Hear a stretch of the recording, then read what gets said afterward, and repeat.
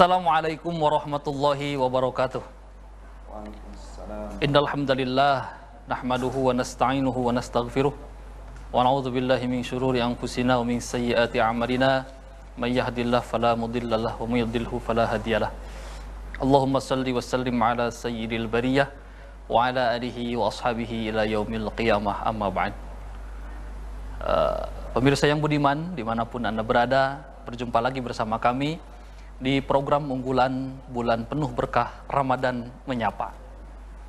Pemirsa yang budiman, RCTV dimanapun Anda berada, alhamdulillah wa syukur alhamdulillah, pada kesempatan kali ini di episode perdana tahun ini, insya Allah kami akan menyapa pemirsa dimanapun Anda berada dalam satu program istimewa di bulan penuh berkah Ramadan Menyapa dengan format yang lebih baru, lebih fresh, dan lebih lama. Insya Allah kita akan berdiskusi secara interaktif bersama narasumber yang alhamdulillah sudah ada di tengah-tengah kita, yaitu Bapak Dr. Haji Ahmad Yani MAG. Beliau selaku Ketua At-Taqwa Center, juga sekaligus sebagai Ketua LP2M IAIN Syekh Nurjati Cirebon. Insya Allah tema yang akan dibawakan pada kesempatan kali ini adalah makna filosofis puasa di bulan Ramadan. Pemirsa yang budiman dimanapun Anda berada, Imam Al-Ghazali, seorang filsuf kenamaan sekaligus ulama dan imam besar umat muslim, dalam kitabnya Al-Ihya Ulumuddin menyatakan bahwa puasa itu memiliki 3 tingkatan. Yang pertama, ada yang disebut dengan puasa umum, ada juga yang disebut dengan puasa khusus, dan yang paling terakhir adalah puasa khususil khusus.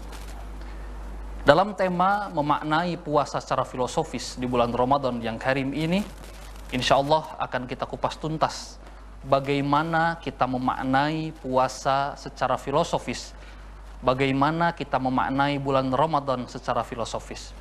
Untuk itu kita sapa bersama narasumber yang sudah ada di samping saya.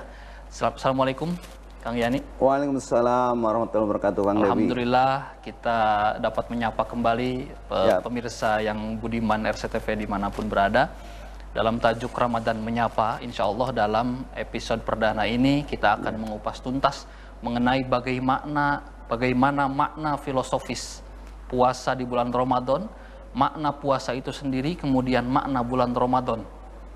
Untuk itu silakan Kang Haji Ahmad Yani untuk mengupas tuntas mengenai tema itu.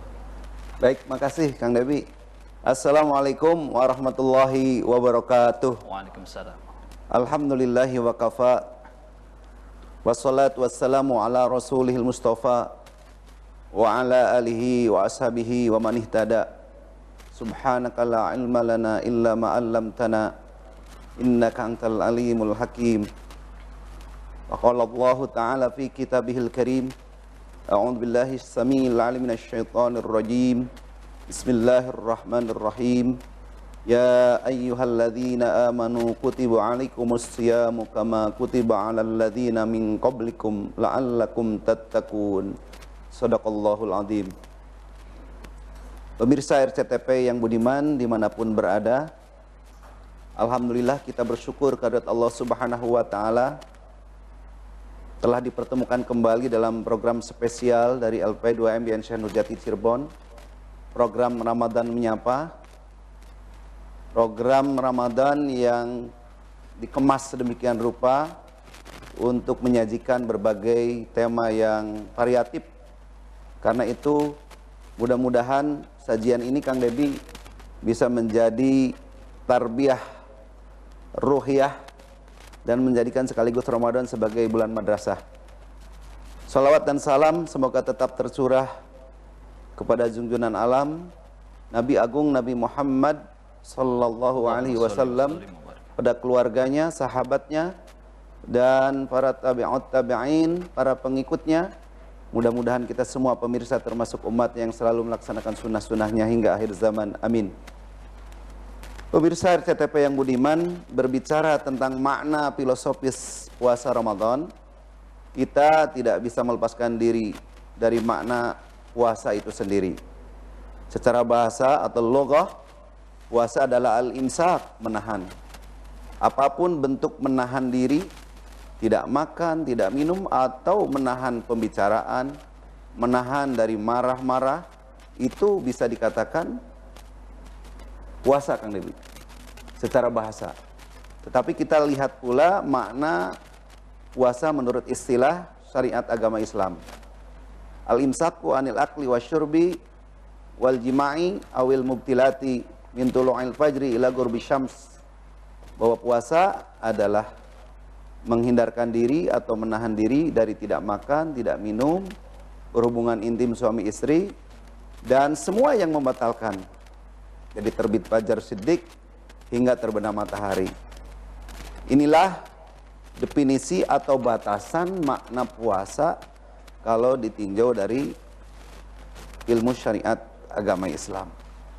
Nah, pertanyaannya, ketika kita ingin memahami puasa dalam konteks filosofi, tidak bisa melepaskan pemahaman kita dari makna-makna yang terkait dengan landasan ibadah puasa dalam surat Al-Baqarah ayat 183 yang tadi saya bacakan. Dalam Al-Baqarah surat 2 ayat 183 itu setidaknya memiliki tiga kandungan pokok. Yang pertama, puasa sebagai fungsi konfirmatif. Ya ayyuhalladzina amanu, wahai orang-orang yang beriman, kutiba alaikumus siyamu, telah diwajibkan atasmu berpuasa. Nah, ini yang dipanggil oleh Allah, yang diminta oleh Allah, yang diperintahkan oleh Allah adalah orang-orang beriman. Ini konfirmasi sifatnya, sehingga mafhum mukhalafahnya bisa dikatakan bahwa kalau kalian tidak berpuasa, ya tidak beriman. Nah, itu konfirmasi. Kemudian, kama kutiba 'alal ladzina min qablikum, sebagaimana telah diwajibkan pula kepada umat sebelummu. Jadi kalau lihat sejarah bahwa puasa itu disyariatkan oleh Allah bukan kepada Kanjeng Nabi dan umatnya, tetapi sebelumnya. Kalau kita baca lintasan sejarah, puasa sudah dilakukan oleh Nabi Adam, Nabi Nuh alaihissalam, Nabi Isa alaihissalam, rata-rata berpuasa sebulan 3 kali. Bahkan Kanjeng Nabi pun biasa melakukan ibadah puasa sebelum ada syariat ibadah puasa, yaitu rata-rata 3 hari setiap bulan. Dan Rasulullah pun melakukan ibadah puasa ketika 10 Asyura. Ya, Nabi Daud puasanya sehari puasa, sehari tidak, dalam setahun. Artinya syariat ibadah puasa pun diwajibkan, disyariatkan kepada orang-orang, umat-umat sebelum umat Kanjeng Nabi Muhammad. Dan yang ketiga pokoknya adalah la'allakum tattaqun. Target tujuan ibadah puasa adalah untuk mencapai derajat orang bertakwa. Baik. Nah, itu Kang Debi, setidaknya ini sekedar mukaddimah untuk pemirsa bahwa nanti kita memaknai filosofi tidak terlepas dari kandungan yang ada dalam Al-Quran surat Al-Baqarah 183. Baik, terima kasih Kang Yani yang sudah memaparkan begitu jelas mengenai kandungan dari surat Al-Baqarah 183 mengenai makna filosofis puasa di bulan Ramadan. Kita akan kembali setelah break yang satu ini. Ya.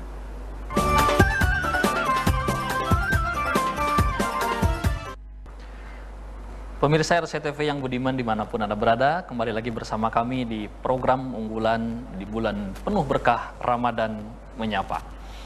Baik Kang Yani, kita teruskan ngobrol-ngobrolnya mengenai makna filosofis puasa di bulan Ramadan yang tersirat di dalam surah Al-Baqarah 183, yang mana tadi sesuai penuturan Akang bahwa diawali dengan perintah untuk orang-orang mukmin, kemudian diakhiri goalnya adalah untuk menjadi orang-orang yang bertakwa. Silakan dilanjutkan Kang Haji. Baik, terima kasih Kang Dewi dan pemirsa RCTP yang budiman.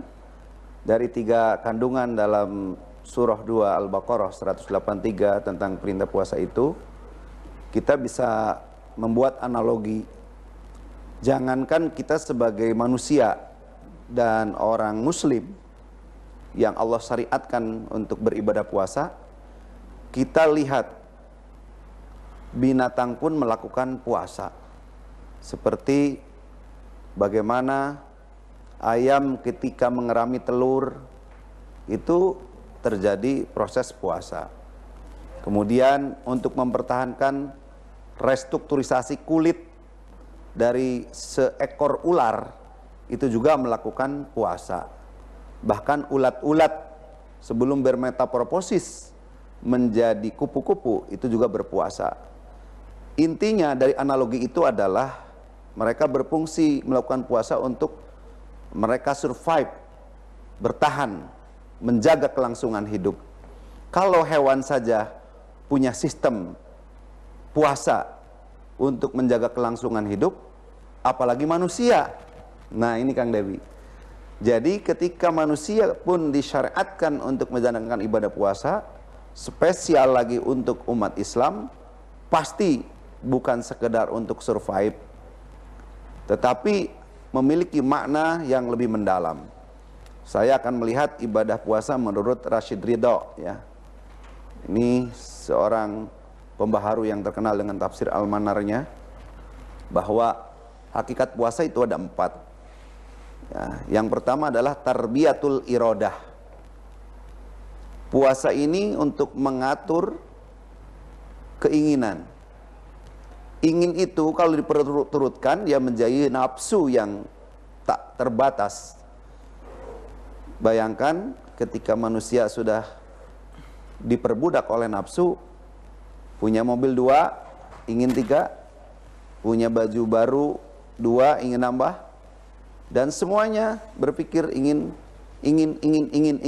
Nah, Rashid Ridho menggambarkan tentang pentingnya puasa itu untuk tarbiyatul iradah, di mana keinginan itu didrive, dikendalikan sedemikian rupa, sehingga itulah hakikat puasa Kang Dewi, bahwa keinginan-keinginan itu memiliki tingkatan dan keterbatasan karena efektivitas puasa itu. Dengan puasa seseorang diajak untuk mengatur ritme keinginannya, sehingga dia tidak lost kontrol, tetapi keinginan itu disesuaikan dengan kebutuhan. Nah, itu yang pertama. Kedua, thariqatul malaikah, ya. Bahwa puasa itu manusia sebenarnya sedang melakukan reinkarnasi dengan malaikat. Malaikat diciptakan dari nur yang kemudian tunduk patuh terhadap perintah-perintah Allah. Malaikat Allah tidak makan, tidak minum, manusia pun sama. Bagaimana dengan puasa itu untuk batas waktu tertentu menahan tidak makan, tidak minum, dan yang ada adalah nilai-nilai ketaatan, nilai-nilai kepatuhan.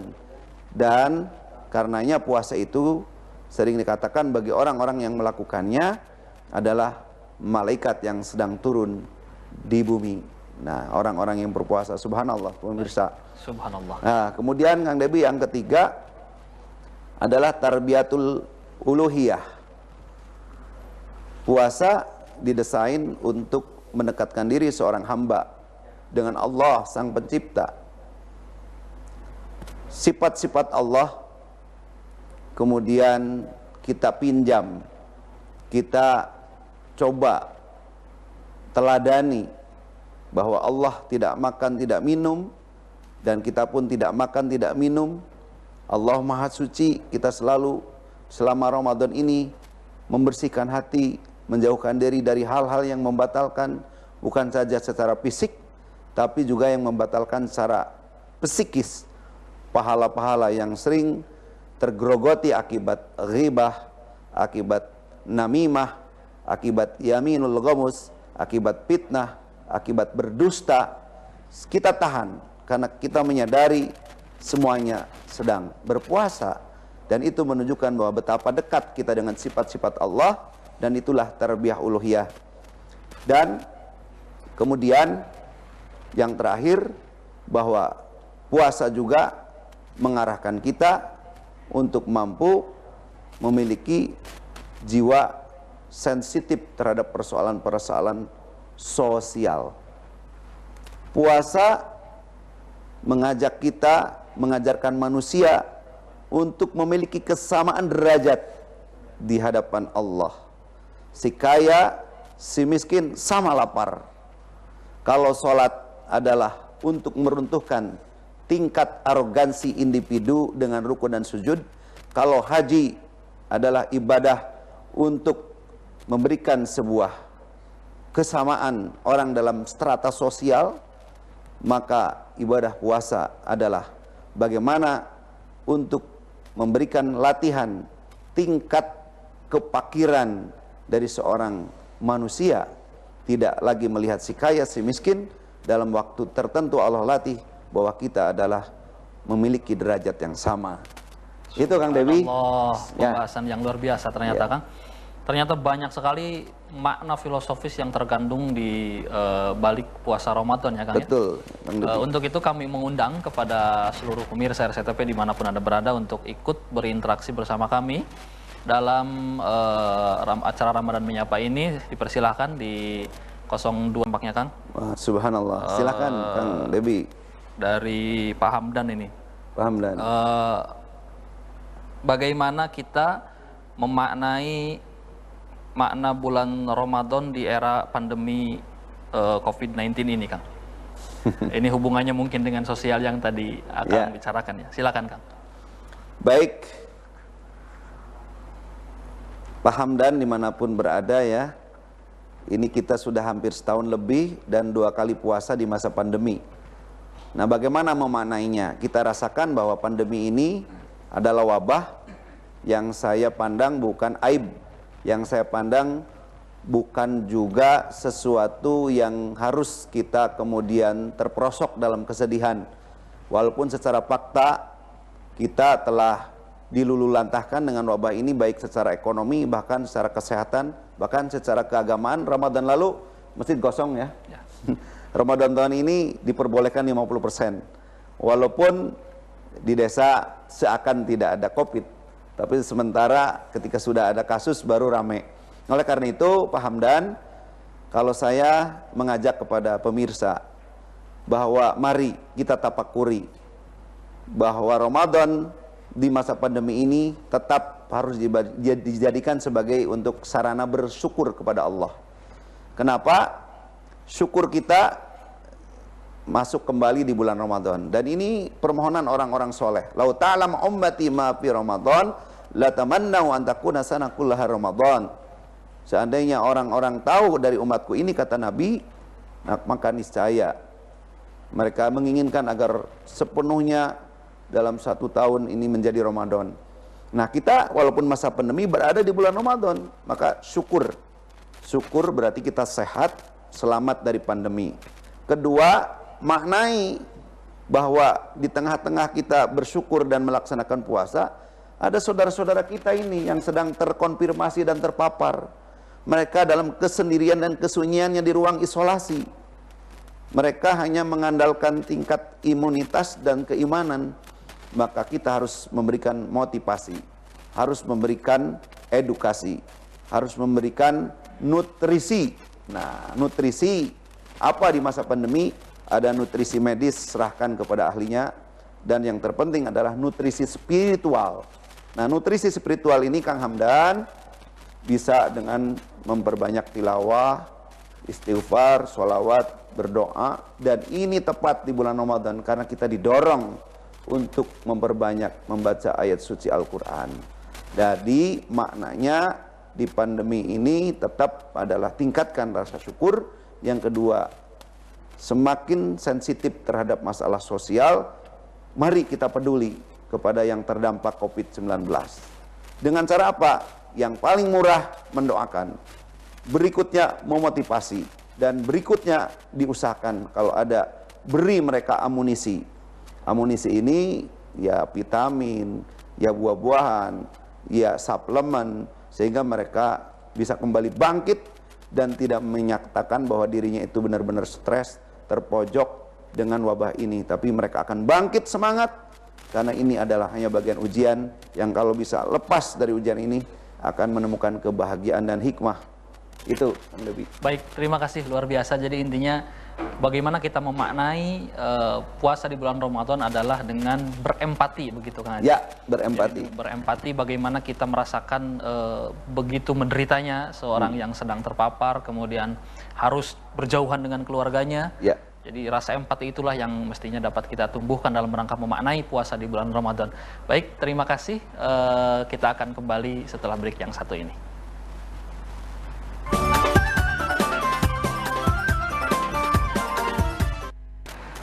Pemirsa RCTV yang budiman dimanapun Anda berada, Alhamdulillah kita kembali lagi dalam program spesial di bulan penuh berkah Ramadan Menyapa. Masih bersama Kang Yani di samping saya, kita akan lebih mengeksplor, Kang Haji, bagaimana dimensi-dimensi kemudian fungsi-fungsi dari kita melaksanakan puasa di bulan Ramadan ini. Silakan Kang Haji. Baik, makasih Kang Debi dan pemirsa RCTV yang budiman dimanapun berada. Jadi sangat jelas dari uraian di awal bahwa puasa dalam makna filosofi memiliki fungsi dan dimensi yang banyak, ya. Bahwa kalau kita memahami puasa hanya sebatas pemahaman menurut syariat, maka yang nampak adalah yang terobservasi, terdiagnosa oleh hukum syariat dalam ilmu fikih. Apapun di antara kita yang puasa, selagi tidak makan, tidak minum, tidak berhubungan intim, ya sah puasanya. Tapi tentu secara filosofi bukan hanya itu. Bahwa puasa punya dimensi, puasa punya nilai, puasa punya fungsi. Nah, fungsi yang pertama, sebagaimana saya sampaikan tadi, fungsi yang kita kenal dengan konfirmatif, ya. Yang paling gampang bahwa yang diajak puasa oleh Allah itu orang-orang beriman. Nah, maka boleh dikatakan kalau orang-orang yang belum puasa, ya belum beriman terhadap perintah Allah. Karena itu Allah sedang mengkonfirmasi hamba-hambanya. Apakah mereka orang-orang beriman? Nah, kalau beriman, ya puasa sesuai dengan ayat Al-Quran tadi. Kemudian yang kedua, fungsi purifikatif. Bahwa di dalam puasa punya makna tazkiyatun nafs, ya.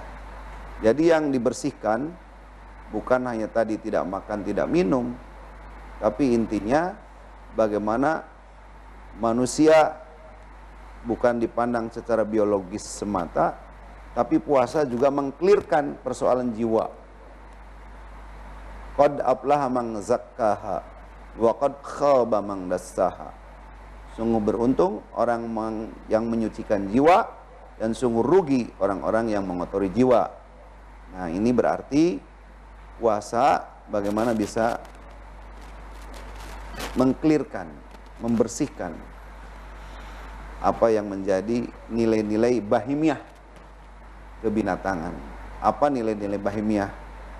Apapun yang mengumbar syahwat, syahwat untuk israf, syahwat untuk tabdzir, syahwat untuk melakukan kejahatan, syahwat untuk berlebihan, melewati batas norma-norma, itu semuanya adalah nafsu yang diperturutkan. Kalau kita mampu memaknai puasa secara filosofi, yaitu hakikatnya mengendalikan diri, bukan dari sekedar yang sifatnya fisikly tadi, tidak makan, tidak minum, maka berikutnya adalah bisa membersihkan jiwa kita. Itu fungsi purifikatif, ya. Kemudian juga ada fungsi preservatif. Nah, fungsi preservatif ini artinya bahwa puasa baik secara medis, ilmiah, sumut tasihu, juga memberikan maslahat untuk kesehatan jasadiah kita. Kita tahu bahwa metabolisme tubuh kita terus bekerja, yang dituntut juga untuk melakukan relaksasi.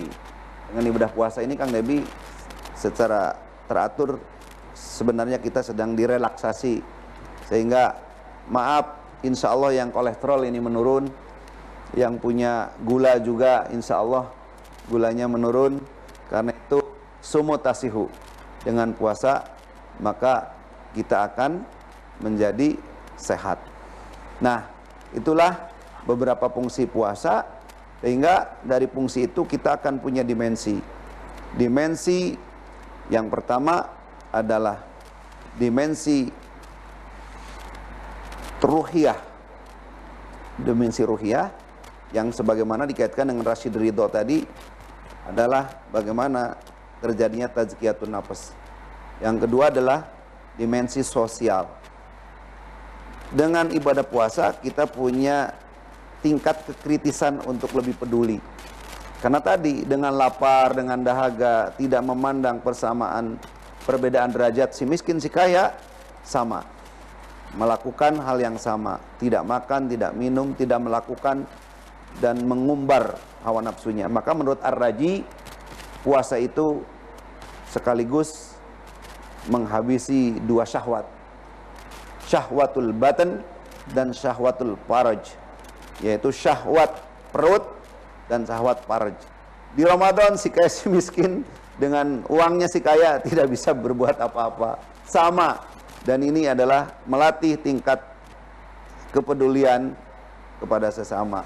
Itulah pentingnya puasa, sehingga punya dimensi sosial. Baik. Dan yang terakhir adalah dimensi spiritual.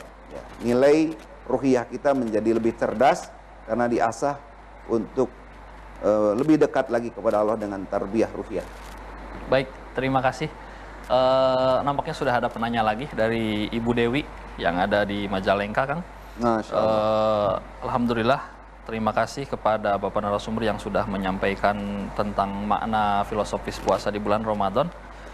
Menanggapi pertanyaannya adalah bahwa bagaimana kita melaksanakan puasa dengan hati, katanya. Seperti yang disebutkan Imam Ghazali bahwa bagus nih pertanyaannya. puasa itu bukan hanya tentang fisik, kemudian bukan hanya tentang menahan dahaga dan lapar semata, tapi bagaimana kita mempuasakan hati agar mencapai derajat puasa yang khusus.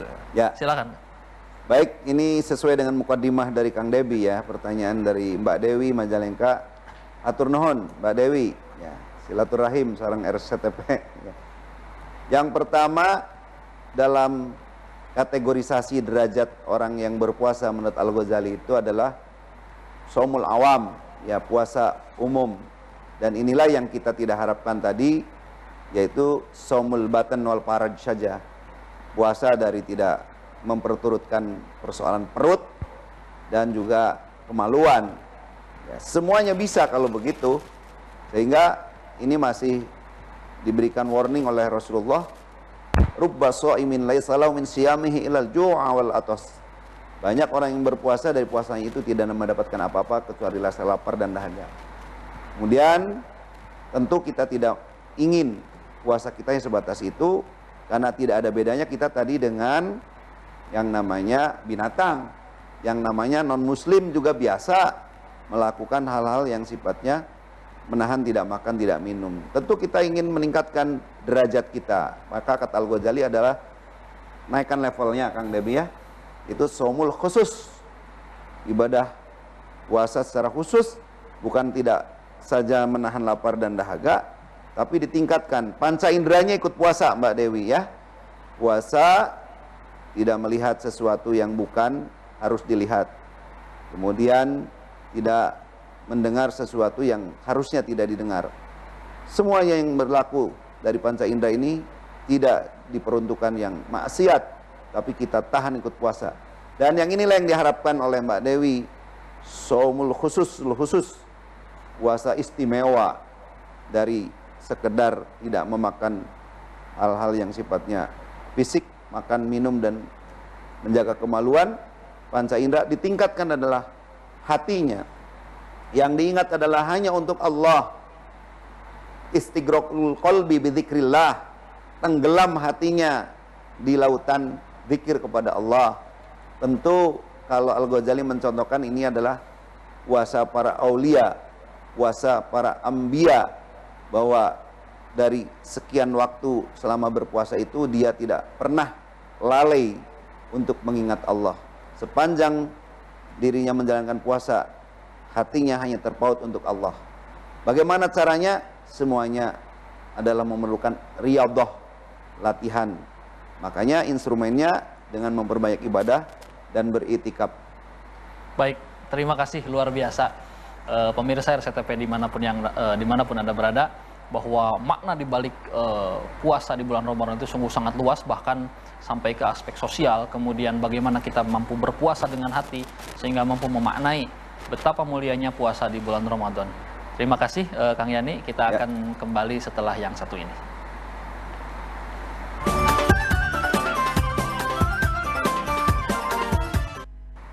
Pemirsa RCTV yang budiman dimanapun Anda berada, Alhamdulillah kita kembali lagi di program spesial Bulan Penuh Berkah Ramadan Menyapa. Baik Kang Yani, tampaknya sudah ada lagi penanya di WhatsApp yang sudah saya buka barusan, dari hamba Allah dari daerah Kedawung. Bagaimana kita memberikan contoh atau tauladan kepada orang terdekat kita yang bahkan orang itu tidak mau berpuasa bahkan sejak kecil, sementara ini menjadi beban moral yang sangat besar bagi keluarga terdekatnya untuk bagaimana dia bisa menyadarkan betapa puasa itu satu kewajiban, betapa puasa itu punya banyak sekali manfaat di samping kewajiban yang harus kita lakukan. Silakan Kang Haji. Baik, pemirsa RCTP yang budiman, pertanyaannya memang tidak mudah dijawab ini, Kang Debi ya. Dan banyak contoh yang seperti ini bukan dalam persoalan ibadah puasa, tapi yang hari-hari adalah sholat. Pertama, diakui bahwa dakwah mengajak kepada saudara itu tidak mudah, bahkan lebih sulit, karena ada persoalan psikis, ya, ketidakenakan, dan sebagainya. Dan tentu ini perlu banyak strategi. Yang pertama, pada dasarnya kita itu dakwah mengajak kepada kebaikan, kepada jalan Allah itu hanya ikhtiar ya. Uballighu risalah, menyampaikan saja. Jadi kita tidak perlu berputus asa. Seandainya Rasulullah pada zaman dulu berputus asa, maka dakwah itu ya akan terhenti.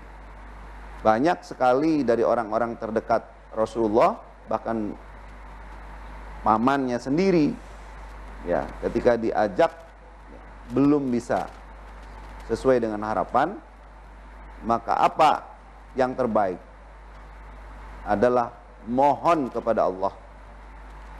Inilah cara-cara yang kadang tidak umum, tetapi justru ini yang diajarkan Islam. Seorang guru menghadapi siswa-siswi yang orang bilang nakal, tentu tidak ada istilah nakal, tapi bagaimana sebenarnya mereka yang sangat super aktif. Maka kita mohon di tengah malam dalam kesunyian, ya Allah, berikanlah kekuatan hamba sebagai seorang guru. Wahai Engkau zat yang membolak-balikan hati, maka balikanlah hati putra-putri kami, murid-murid kami, supaya tetap ada di jalan-Mu. Begitu pula kepada saudara kita, wahai Allah yang membolak-balikan hati hamba, maka berikan curahan hidayah kepada saudara hamba yang belum bisa mengikuti perintah-perintah-Mu. Kita hanya mampu berikhtiar dalam puncak ikhtiar kita, mengadu dan bermohon kepada Allah. Selebihnya kita menunggu hidayah. Karena itulah pentingnya hidayah taufik setelah hidayatuddin, setelah hidayah agama ini. Walaupun dia Islam, tapi belum memiliki hidayah at-taufik, yaitu mau dan mampu melaksanakan petunjuk agama itu. Banyak KTP-nya orang Islam tapi belum melaksanakan syariat agama, sholat, puasa. Nah, karena itulah kita mohon kepada Allah agar mereka, saudara kita yang belum menjalankan ibadah baik sholat maupun puasa, tergerak hatinya mau, dan itu yang punya otoritas adalah Allah. Maka kita minta dan mohon kepada Allah, dan Ramadan ini adalah waktu yang tepat untuk bermohon, berdoa kepada Allah. Insya Allah yang penting kita tidak pernah putus asa. Suatu saat dia akan kembali kepada jalan kebaikan. Itu Kang Debi. Baik, luar biasa Kang, terima kasih. Yu'til hikmata may yasha wa may yu'tal hikmata faqad utiya khairan katsira. Sungguh begitu besar kebaikan yang akan diperoleh bagi orang-orang yang mampu mengambil hikmah dari berbagai peristiwa, dari berbagai kejadian, dari berbagai bentuk ibadah, bahkan dari puasa yang tengah kita jalani ini. Baik Kang Yani, sebagai closing, memaknai puasa di bulan Ramadan ini betapa sungguh satu hal yang luar biasa sulit, apalagi di tengah-tengah pandemi COVID-19 ini. Ekonomi mengalami kolaps, kemudian pendidikan terhambat, kemudian mudik kita untuk bersilaturahmi pun dilarang. Nah, bagaimana kita memaknai agar dari puasa ini kita menjadi insan-insan yang lebih sabar, lebih bisa berempati secara sosial dan lain sebagainya. Silahkan, Haji. Baik pemirsa yang budiman, sebagai catatan penutup dari tema kita, bagaimana memaknai puasa secara filosofis. Yang pertama, jelas puasa jangan dimaknai semata-mata hanya menahan lapar dan dahaga atau menahan kemaluan. Tapi tingkatkan level ibadah puasa kita ini dalam level yang lebih baik. Kalau menurut Al-Ghazali tadi, level puasa khusus setidaknya, apalagi kalau mampu sebagai level puasa yang khusus bil khusus, puasa hati. Tidak saja menahan makan minum dan menjaga kemaluan, tapi meningkat untuk menjaga panca indera dari berbagai kemaksiatan. Kemudian juga hati hanya terpaut kepada Allah. Dari posisi puasa yang terus kita tingkatkan derajatnya, maka akan melahirkan substansi dari ibadah puasa. Yang pertama adalah sikap kritis dan lebih peduli kepada sesama. Kenapa? Karena kita dilatih untuk memiliki jiwa yang bersih dan sensitif dengan sama-sama meminjam sifat dan karakter Allah dan malaikat, maka kita akan lebih kritis dan peduli kepada sesama. Buktikan bahwa di sisi Allah, orang yang berpuasa tidak melihat si kaya si miskin adalah sama derajatnya. Dan yang kedua, makna dan tujuan puasa yang sesungguhnya adalah untuk mencapai nilai takwa. Dan dalam kata takwa terkandung makna al-ittiqa. Al-ittiqa artinya memproteksi. Memproteksi apa? Diri kita dari nafsu-nafsu bahimiyah, nafsu-nafsu kebinatangan. Maka puasa secara filosofis harus melahirkan nilai-nilai ketulusan, nilai-nilai toleransi, nilai-nilai tasamuh, dan nilai-nilai kasih sayang dan hormat menghormati. Dan yang ketiga, puasa harus melahirkan revolusi spiritual. Bagaimana puasa itu menyentuh ruh yang paling dalam sehingga memiliki efek bukan sekedar kesolehan individu, tapi tadi kesolehan sosial. Kenapa? Derajat kedekatan kita mengikuti thariqatul malaikah, yaitu cara-cara malaikat, yaitu kita menjauhkan diri dari nafsu-nafsu yang diperturutkan, sehingga yang lahir adalah hanya ketaatan. Karena self control dari diri kita sangat kuat, ini karena dampak positif dari ibadah saum kita. Demikian yang dapat saya sampaikan, Kang Debi. Terima kasih. Mohon maaf. Selamat berjumpa kembali insya Allah dengan pembicara yang lain. Walafu minkum wallahul muwaffiq ila aqwamit thoriq. Wassalamualaikum warahmatullahi wabarakatuh. Waalaikumsalam warahmatullahi wabarakatuh. Terima kasih Kang Yani yang sudah membersamai kita kurang lebih 1 jam di kesempatan Ramadan Menyapa episode pertama ini.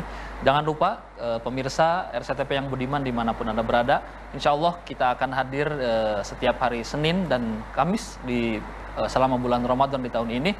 Mudah-mudahan kita senantiasa menjadi orang-orang yang mampu memaknai bulan Ramadan ini secara baik dan benar, dan mampu mengamalkan berbagai ajaran yang sudah diajarkan oleh Rasulullah Sallallahu Alaihi Wasallam. Sekian dan terima kasih. Wallahul muwaffiq ila aqwamit thoriq. Assalamualaikum warahmatullahi wabarakatuh. Waalaikumsalam warahmatullahi wabarakatuh. Terima kasih. Sama-sama Kang Nabi.